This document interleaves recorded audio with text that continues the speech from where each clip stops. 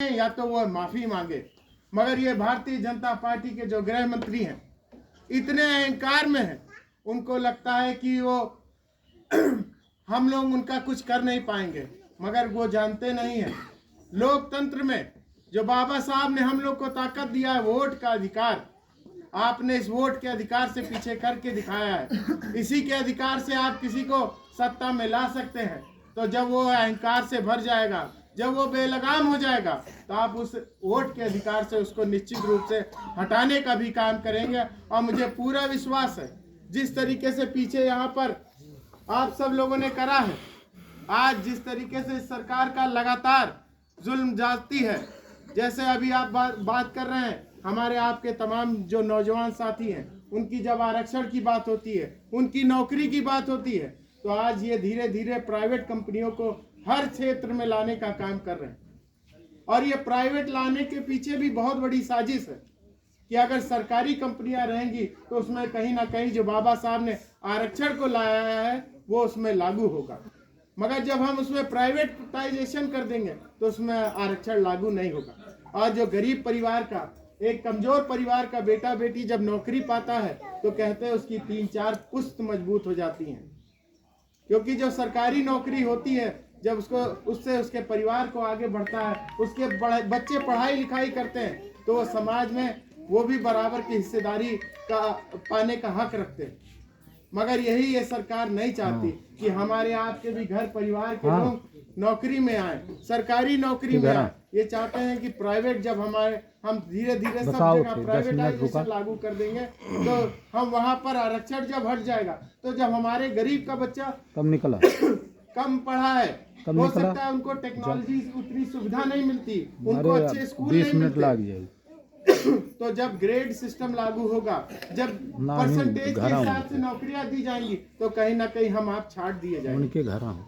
और यही सरकार की मंशा है कि जब आरक्षण हो जाएगा तो हमारे आपके परिवार के बच्चों को नौकरियां नहीं मिलेगी। और नौकरियां नहीं मिलेगी तो जो इससे पहले समाज में स्थिति थी, या तो बहुत अमीर लोग या तो बहुत गरीब लोग।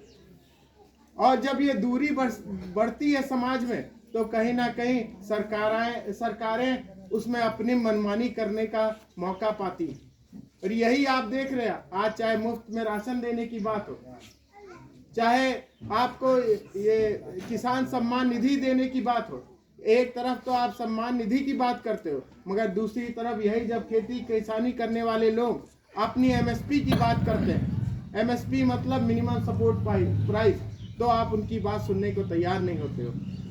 यही गन्ना किसान अपने दाम की बात करते हैं, तो आप उनकी बात नहीं सुनने के तैयार होते हो।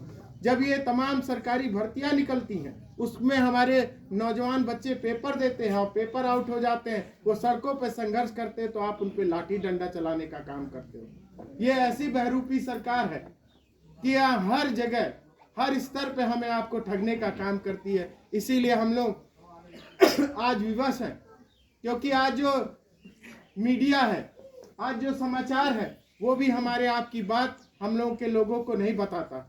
वो भी सरकार के द्वारा बिका हुआ, वो भी सरकार का ही गुणगान गाने का काम करता है।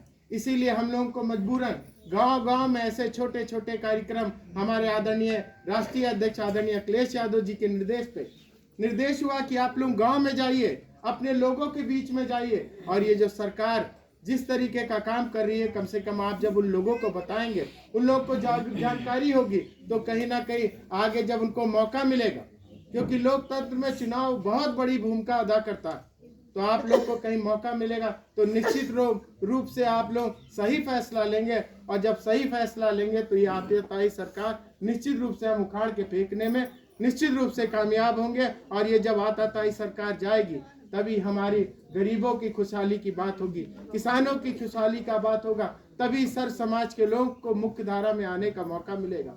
इसीलिए आप सबसे यही निवेदन करने आया हूँ। आज जो ये बहरूपी सरकार तमाम तरह तरीके के प्रलोभन देकर हमारे आपका जो सबसे कीमती चीज जो हमें आपको बाबा साहब ने दी है, वोट का अधिकार, वो तरह तरीके से हथकंडे अपना के हमारा जो वो कीमती वोट है उसको ठगने का काम कर रही है। मैं ठगने का काम इसलिए कह रहा हूँ क्योंकि वो कोई त्वरित लाभ देकर हमारे आपका वोट लेने का सिर्फ काम करते हैं। इसीलिए हमें बहुत बुद्धिमानी और बहुत ही ईमानदारी से और बहुत ही सोच विचार कर अपने वोट का, अपने मताधिकार का इस्तेमाल करना चाहिए। और जब हमारे आपके अंदर जागरूकता आएगी तभी हम इस जो आताताई सरकार है इससे लड़ पाएंगे। आपने देखा अभी 9 जगह पे उपचुनाव हुआ और जब इनसे जनता नाराज थी, इनको वोट नहीं देना चाह रही थी, इन्होंने सरकारी तंत्र का इस्तेमाल किया। जहां पर हमारे पिछड़े समाज के, दलित समाज के वोट थे, हमारे मुस्लिम भाई थे, तमाम ऐसी जगह उन्होंने पुलिस प्रशासन लगा के उनको वोट नहीं डालने दिया और तमाम जगह इन्होंने बूथ कैप्चरिंग कर ली, तब भी जाके ये किसी तरीके से जीत पाए। आज ये पूरी तरीके से लोकतंत्र की हत्या करने का काम कर रहे हैं। इसीलिए आप सबसे हम लोग इस पीडीए जन पंचायत के माध्यम से ये निवेदन करने आए हैं। आप लोग भी आपस में ये चर्चा करो। तमाम ये जो नौजवान हैं ये सब मोबाइल चलाते हैं, या आप लोग मोबाइल पे तमाम जो खबरें पढ़ते हो, आप लोग अपने जो बूढ़े माँ बाप हैं जो हमारी आपकी तरह मोबाइल सोशल मीडिया नहीं चलाते, आप लोग जब खबरों को देखा करो तो आज हमारी बेटियों के साथ कितना अत्याचार हो रहा है, आज हमारे नौजवान साथियों के साथ कितना अत्याचार हो रहा है, तमाम वो चीज़ें सोशल मीडिया पे आती हैं। हम आप सबसे नौजवानों से खासकर निवेदन करते हैं कि आप ये सब खबरें पढ़ के अपने बूढ़े माँ बाप जो गांव के लोग हैं उनके बीच में भी ऐसे छोटे छोटे समूह में बैठ के उनको भी जब बताने का काम करेंगे तभी इस देश में परिवर्तन लाने की जरूरत है और तभी इस देश में परिवर्तन आने में कामयाब होगा। इन्हीं सब बातों के साथ आप सब यहाँ पर अपना कीमती समय निकाल के आए हम लोग को सुनने के लिए। हम लोग